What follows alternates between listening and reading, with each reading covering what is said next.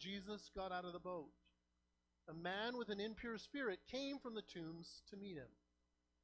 This man lived in the tombs, and no one could bind him anymore, not even with a chain. For he had often been chained hand and foot, but he tore the chains apart and broke the irons on his feet. No one was strong enough to subdue him. Night and day among the tombs and in the hills, he'd cry out and he'd cut himself with stones. And when he saw Jesus from a distance, he ran and fell on his knees in front of him. He shouted at the top of his voice, "What do you want with me, Jesus, Son of God? In God's name, don't torture me." For Jesus had said to him, "Come out of this man, you impure spirit." Then Jesus asked him, "What is your name?"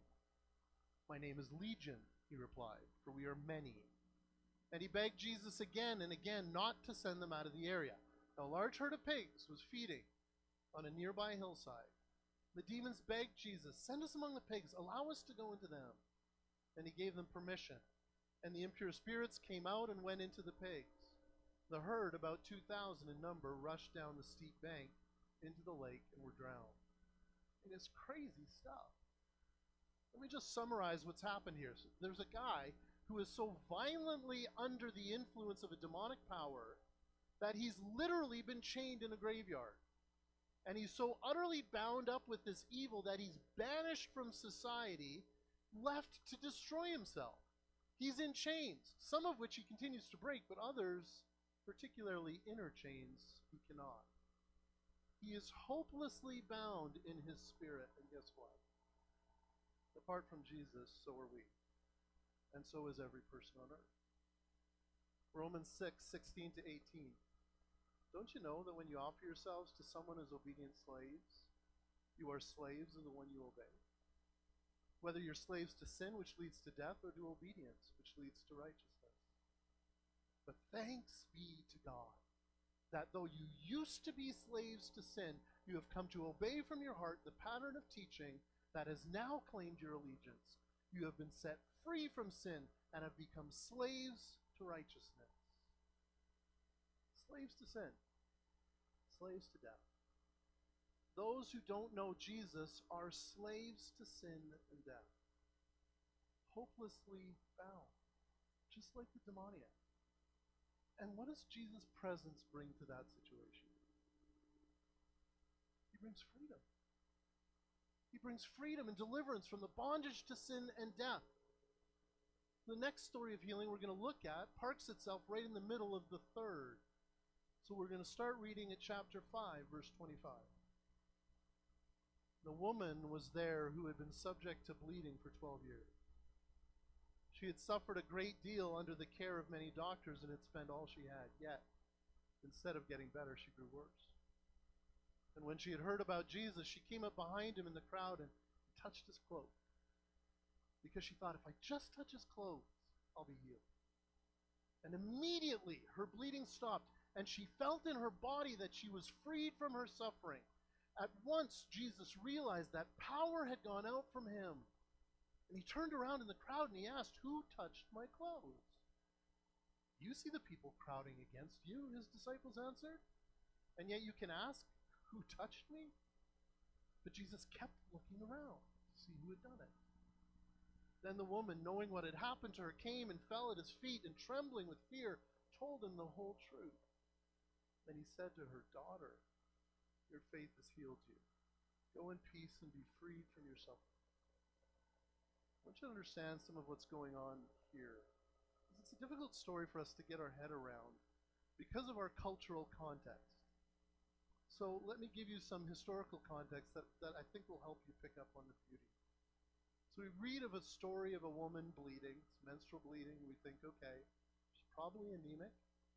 Certainly would be tired, worn out, in all likelihood in significant pain. All of which would have been true and devastating in their own right. But those challenges, they pale in comparison to the social stigma. Jewish law declared menstrual bleeding as unclean. Practically, a woman's time of the month was similar to a leper.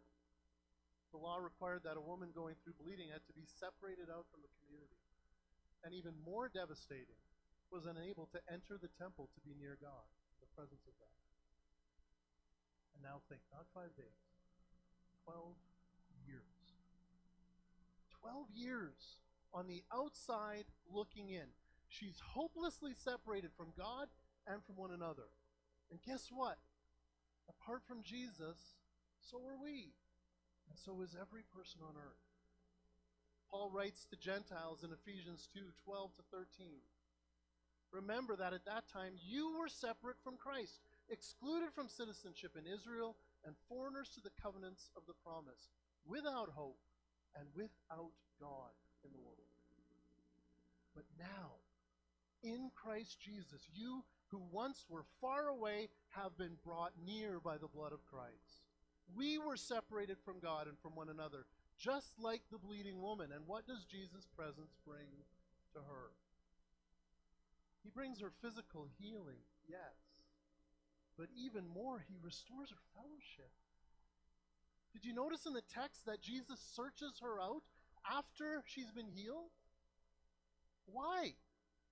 Because he wants her to hear something that's deeper and infinitely more important than the stopping of blood. Listen to what he says to her. Daughter, daughter, your faith has healed you. Go in peace and be freed from your suffering. First of all, for her to be addressed as daughter would have been like salve on an open wound. For 12 years, she has been banished from all forms of community. And now she hears this one call her daughter. She finally belongs. Then there's that word peace. It's irene in the original language, which comes from the verb arrow. An arrow literally means to join or bind together that which was separated. And because of her situation in the culture, this woman had been hopelessly separated from God, from others. But in Jesus' presence, what was separated has now been bound back together. Restoration in the presence of Jesus. Our final healing story kind of brackets the one we just spoke about. It runs from chapter 5, verses 21 to 24, and then it continues in verses 35 to 43. So starting at 21. When Jesus had again crossed over by boat to the other side of the lake, a large crowd gathered around him while he was by the lake. Then one of the synagogue leaders named Jairus came, and when he saw Jesus, he fell at his feet. He pleaded earnestly with him, "My little daughter is dying. Please come and put your hands on her so that she'll be healed and live." So Jesus went with him.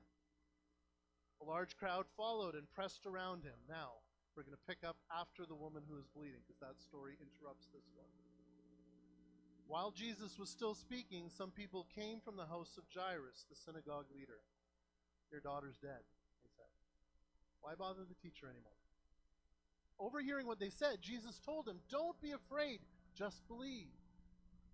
And he did not let anyone follow him except Peter, James, and John, the brother of James. When they came to the home of the synagogue leader, Jesus saw a commotion with people crying and wailing loudly. He went in and said to them, "Why all this commotion and wailing? The child isn't dead, but asleep." They laughed at him. After he put them all out, he took the child's father and mother and the disciples who were with him and went in where the child was. He took her by the hand and said to her, "Talitha kum," which means, "Little girl, I say to you, get up." Immediately, the girl stood up and began to walk around. She was 12 years old. At this, they were completely astonished. He gave strict orders not to let anyone know about this and told them to give her something to eat. Now, this might just be me, but I would say this is the ultimate healing, wouldn't you? I mean, there's no more permanent and debilitating ailment, as far as I know, than death. This girl was hopelessly dead. And I know this is a bit morbid, but corpses are utterly powerless, aren't they? Her very being is hopelessly dead, and guess what? Apart from Jesus, so are we, and so is every person on earth. Ephesians 2, starting at verse 1. "As for you, you were dead in your transgressions and sins, in which you used to live when you followed the ways of this world and of the ruler of the kingdom of the air, the Spirit who is now at work in those who are disobedient." All of us also lived among them at one time, gratifying the cravings of our flesh and following its desires and thoughts. Like the rest, we were by nature deserving of wrath. But because of his great love for us, God, who is rich in mercy, made us alive with Christ, even when we were dead in transgressions. It is by grace you have been saved. Hopelessly dead, just like this little girl.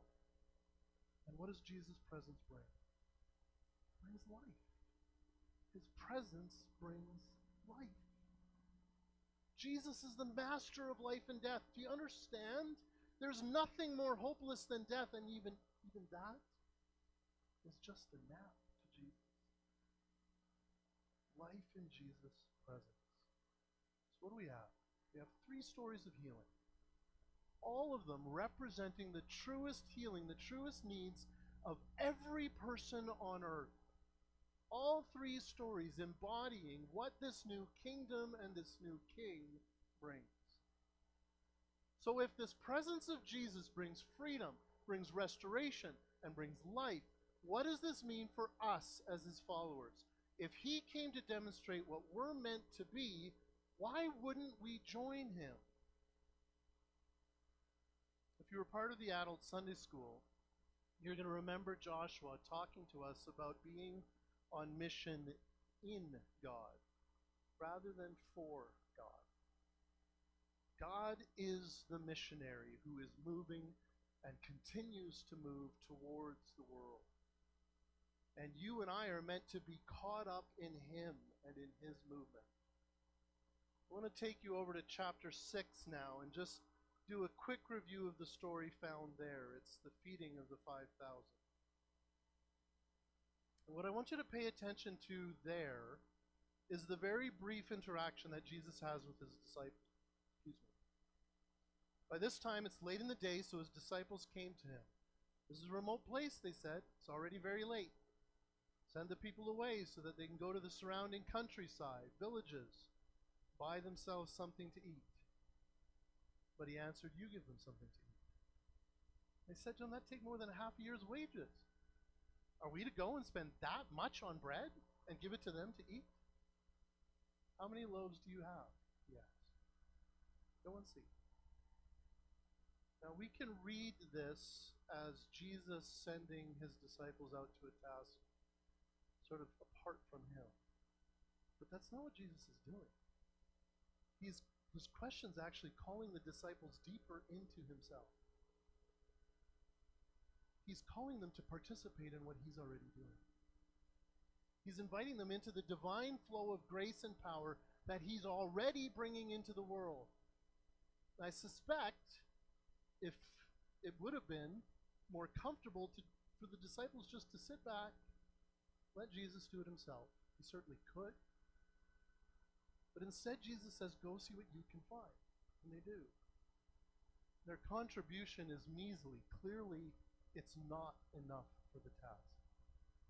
But now, as they're participating in the mission of Jesus, they can actually see what Jesus can do with their little.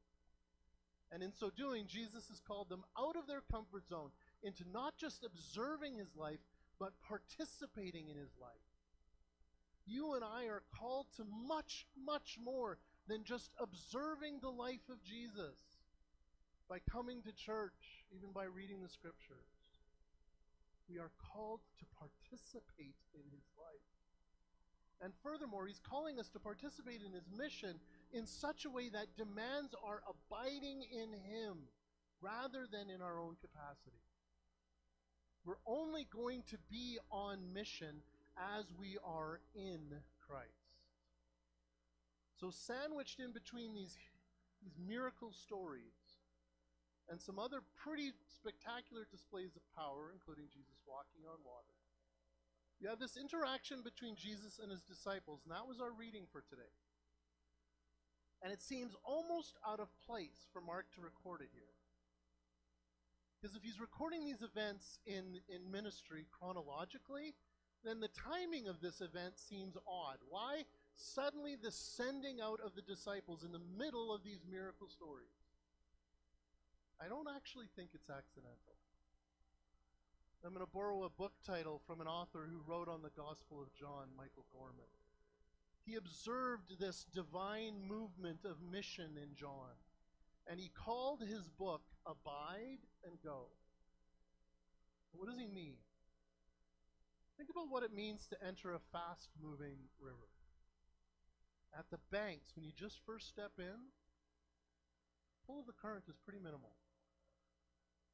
The further in you go, however, the current strengthens until you're completely caught up and swept away in it. And I think the closer that we get to Jesus, the more we abide in him, the more we get caught up in where he is already going. Because he is on mission, we end up pulled into that same mission. But the power is never from us. It always lies in the current of the river. We're simply wading into an already existing and moving power. Right before the passage we just read, Mark says Jesus went around teaching from village to village. And clearly, Jesus is concerned about the gospel reaching all places, and his disciples are observing this. They're watching his life. They're kind of on the edge of the stream. But Jesus knows that if they're going to represent him, they have to do more than just observe what he's doing.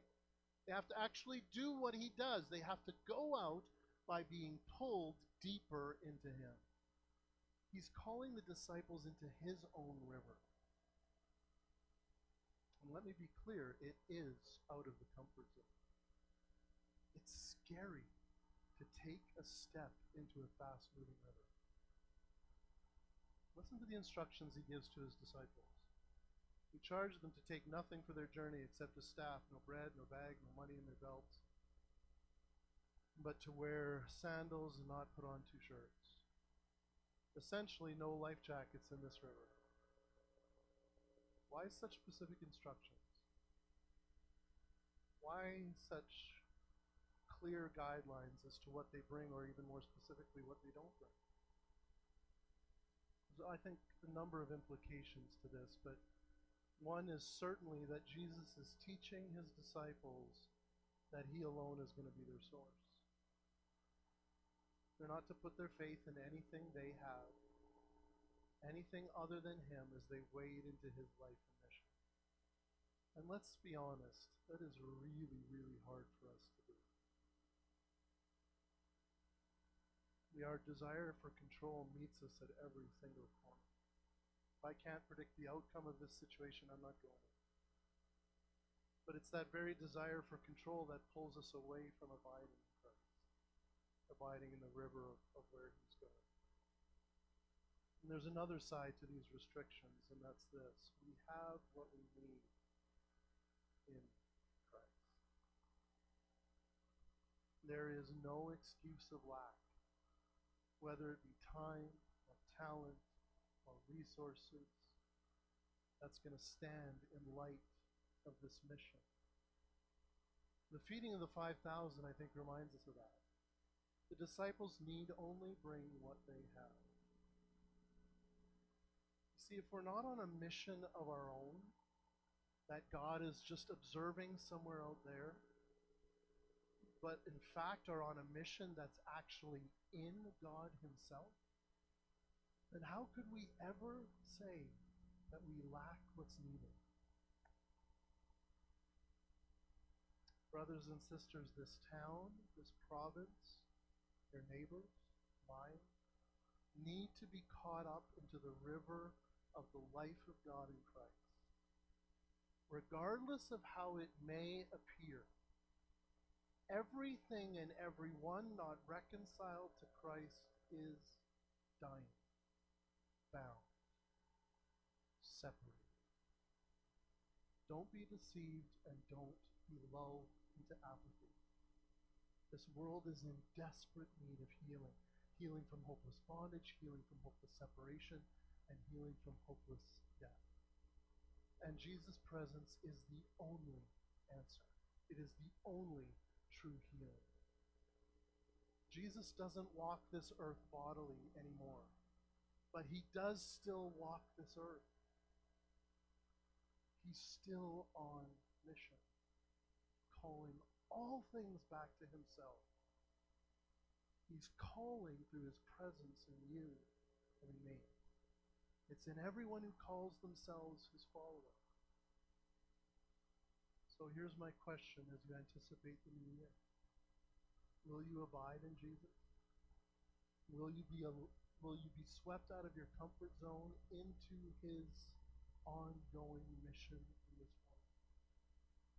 I want us to hear the voice of Jesus this morning. It's time. Out you go. Let's pray.